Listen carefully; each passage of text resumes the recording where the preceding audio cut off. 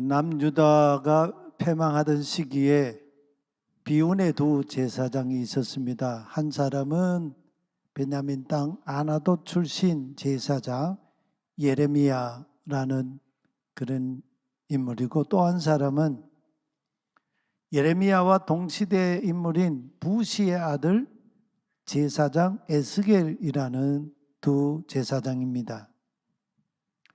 아시는 대로 제사장은 성전이 없으면 아무짝에도 쓸모가 없는 사람이지요. 하나님은 나라가 망하던 그 시대에 왜 하필 제사장 전통을 가진 이 두 사람을 그 시대의 예언자로 부르신 것일까요? 지도를 한번 보시면 사마리아를 수도로 한 북이스라엘이 이미 130여 년 전에 아수르 제국에 의해서 완전히 패망했습니다. 지금은 유다가 이렇게 남아 있는데, 이 유다도 지금 나라가 망한 그런 이 시점에 이 두 예언자가 하나님의 부름을 받았습니다. 제사장 전통을 가진 이 두 사람을 예언자로 부르신 하나님의 그 속내가 무엇일까요? 바로 여기에 하나님이 숨겨놓으신 어마어마한 역사 반전이 있는 것 아니겠습니까? 예수님께서 오셔서 사마리아 땅에 가셨을 때 사마리아 여인과 만나서 하시던 대화 있지요. 하나님은 영이시니 영이신 하나님께 참으로 예배하는 자는 영과 진리로 예배하는 자다. 곧 이때다. 이렇게 주님 말씀하신 것 있지 않습니까? 하나님을 진정으로 예배하는 그 시대가 올 것이라는 주님의 말씀이죠. 예레미야는 끝내 예루살렘이 패망하고 성전이 불타 없어지는 그 광경을 자기 두 눈으로 목격했습니다. 그런데 에스겔, 예언자 에스겔은 유다가 완전히 망하기 전에 유다의 마지막 왕인 시드기야, 제20대 왕 시드기야 왕 때에 주전 597년에 바벨론으로 포로로 끌려가서 포로지 바벨론에서 유다의 패망 소식을 들었던 비운의 예언자입니다. 포로로 잡혀간 지 5년쯤 되었을 때에 주전 593년 7월 31일에 그발 강가에서 예언자로 부름을 받습니다. 에스겔도 다른 포로민들과 같이 고국의 패망 소식을 듣고 절망하고 있었습니다. 한번 다음 지도를 보시면요, 당시는 북이스라엘이 130여 년 전에 아수르 제국에 의해서 이렇게 아수르 제국이 여기까지 이렇게 뻗쳐 있었습니다. 이 제국에 의해서 북이스라엘이 망했지 않습니까? 북이스라엘은 망한 지 이제는 흔적도 찾아볼 수 없는 그런 상황 속에 남왕국 유다조차도 패망하여 가는 그 상황에서 에스겔이 얼마나 절망하고 있었겠습니까? 그런데 어쩐 일인지 에스겔은 이방 땅 바벨론에서 하나님의 임재, 하나님의 찾아오심을 경험합니다. 예루살렘에만 계시는 하나님인 줄 알았는데 이방 땅 바벨론에서 하나님을 만나게 되죠. 이방 땅에서 제사장의 정체성마저 가물가물해져가던 그때의 예언자로 부름을 받습니다. 꿈과 환상으로 하나님께서 그에게 찾아오셨습니다. 패망의 시대에는 주로 다니엘이 꿈꾸고 에스겔이 꿈꾸고 스가랴가 환상을 보면서 하나님의 계시가 임했지 않습니까?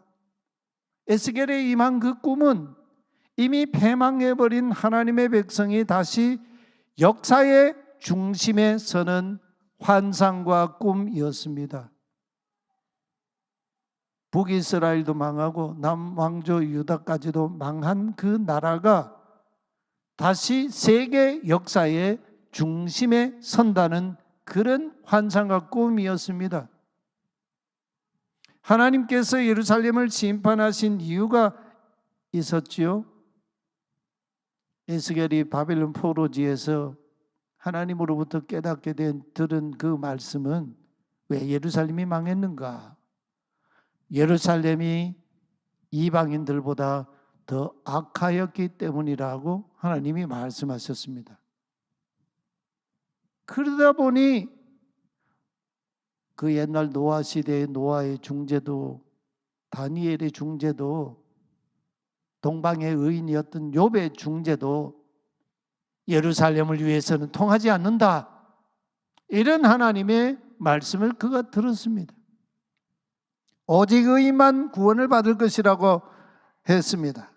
그래서 하나님이 칼과 기근과 사나운 짐승인 바벨론과 전염병으로 예루살렘을 징벌하셨다고 합니다. 이렇게 범죄한 예루살렘의 근본을 하나님은 이렇게 에스겔에게 말씀하셨죠. 예루살렘의 근본이 어디에 있었냐? 즉 예루살렘이 하나님 앞에 어떤 자들이었냐? 그것을 에스겔에게 말씀하셨습니다.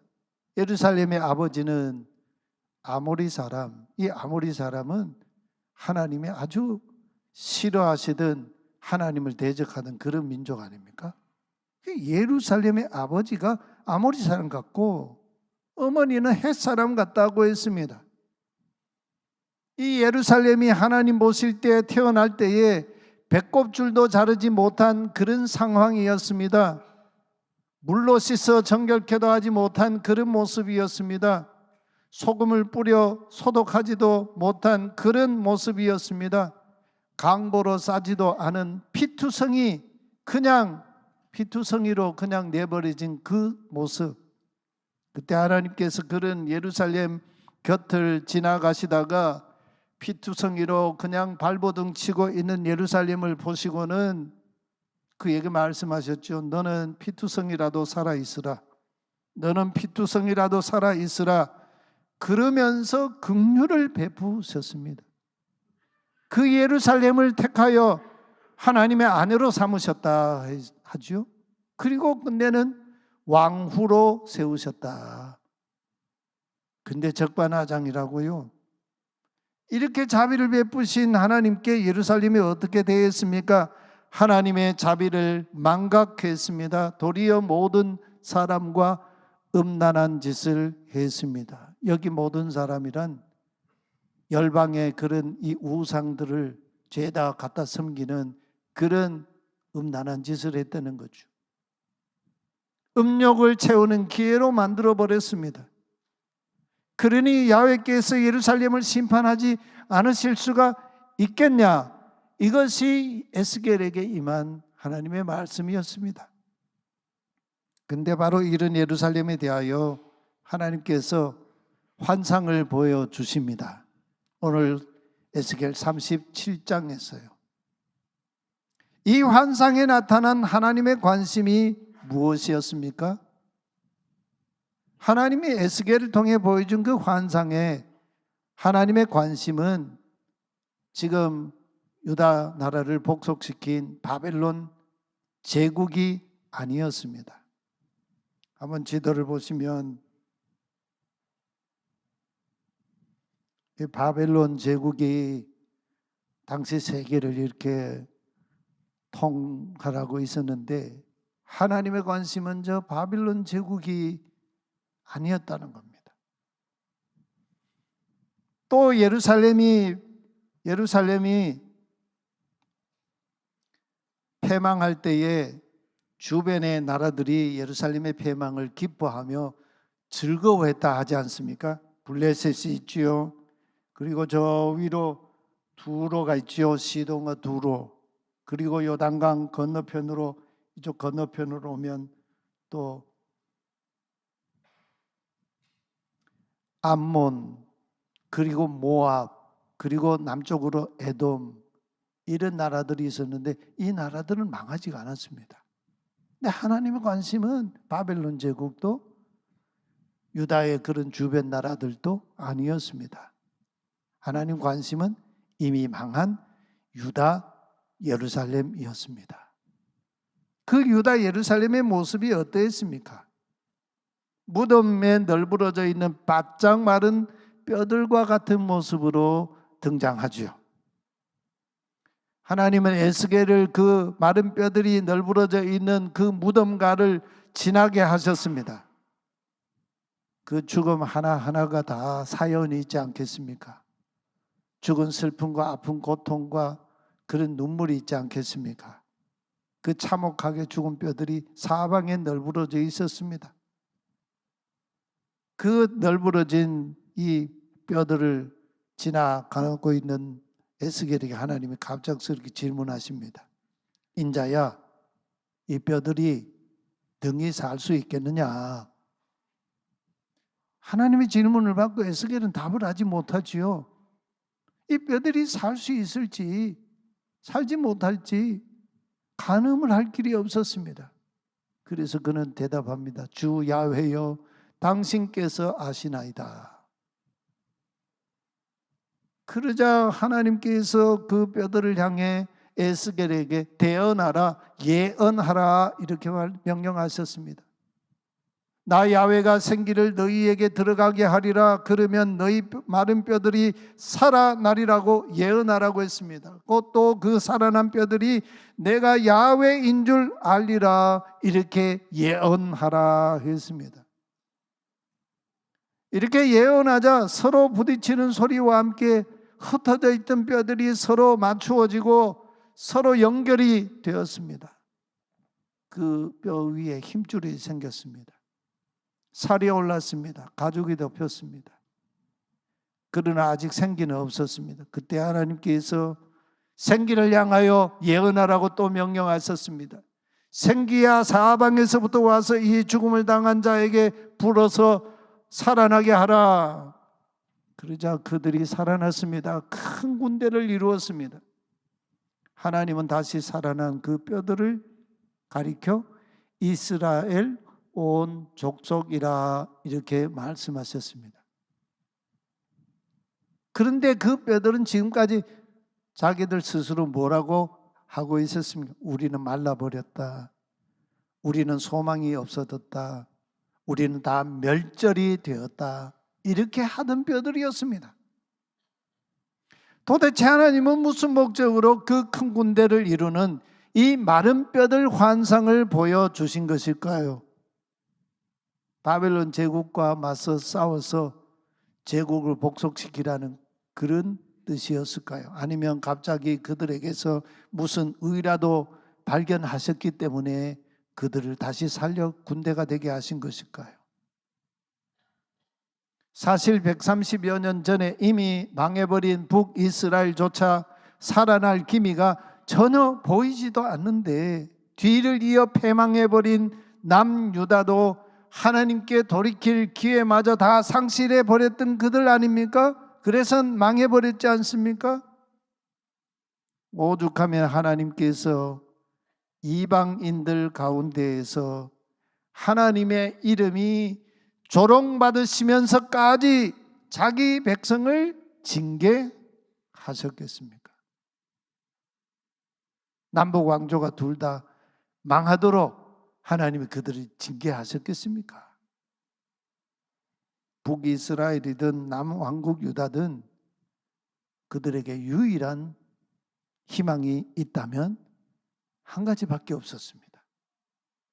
무조건적인 하나님의 자비, 긍휼하심, 그것 이외에는 그들에게 희망 자체가 없었습니다. 하나님께서 북이스라엘이든 남유다든 그들을 다시 살리실 그 이유, 유일한 이유, 그건 하나밖에 없었습니다. 먼 미래를 향한 하나님의 무조건적인 자비로 다시 그들과 언약을 체결하시는 새 언약, 영원한 언약을 맺으시는 것, 그것 이외에는 길이 없었습니다. 그 영원한 언약, 그 자비가 오늘 본문 24절에 나오고 있죠. 그 말씀 우리 같이 한번 읽어보겠습니다. 내 종 다윗이 그들의 왕이 되리니 그들 모두에게 한 목자가 있을 것이라. 그들은 내 규례를 준수하고 내 율례를 지켜 행하며. 여기에 내 종 다윗이 등장하지요. 이 에스겔 예언자 시대에는 이미 주전 6세기예요. 근데 내 종 다윗이라는 인물은 주전 1000년 시대에 하나님이 쓰셨던 인물이지 않습니까? 그 다윗이 다시 역사 속으로 돌아온다는 얘기입니까? 그런 얘기가 아니죠. 먼 미래에 다윗의 후손으로 오시는 그분 메시아 그리스도를 가리키는 말씀이죠. 그리고 여기 뼈들이 살아나 큰 군대를 이룬 그들을 온 이스라엘이라 이렇게 하나님이 칭하시는데, 이 온 이스라엘은 더 이상 분열 왕조로 있던 북이스라엘과 남유다가 다시 회복되는 것이 그걸 가리키는 게 아닙니다. 모든 족속, 백성, 방언, 열방들이 다 포함되는 예수 그리스도 안에서 하나님 백성 되는 그 새 이스라엘을 가리키는 종말적인 그런 예언의 말씀이에요. 다시 에스겔 당시 역사의 연장으로 돌아가 봅시다. 온 이스라엘은 이미 130년 전에 패망한 북이스라엘도 포함되어 있었습니다. 그 뒤를 이어 패망한 남유다도 거기에 포함되어 있습니다. 남북 왕조, 양 왕조가 둘 다 참담하게 패망했습니다. 무덤에 널브러진 마른 뼈들이었습니다. 그들이 다시 살아나서 야훼의 큰 군대가 되게 하시겠다 하셨습니다. 그 군대가 다시 일어나서 다윗의 후손으로 오시는 왕 한 목자의 손 안에서 다스림을 받게 될 것이라 하셨습니다. 이것은 먼 미래에 다윗의 후손으로 오신 그분 메시아 그리스도 안에서 이루어질 하나님 나라의 백성을 가리키는 말씀이죠. 온 이스라엘은 더 이상 이스라엘에 국한되지 않습니다. 우리가 아시듯이 참 비극적인 역사이죠. 태초에 말씀이신 그분이 세상의 빛으로 자기 땅에 오셨지만 자기 백성들이 영접하지 아니하였다. 그러나 영접하는 자에게는 하나님의 자녀가 되는 권세를 주셨다. 세계 열방 중에 다윗의 후손인 메시아 그리스도의 통치를 받는 그 사람이 온 이스라엘이라는 거죠.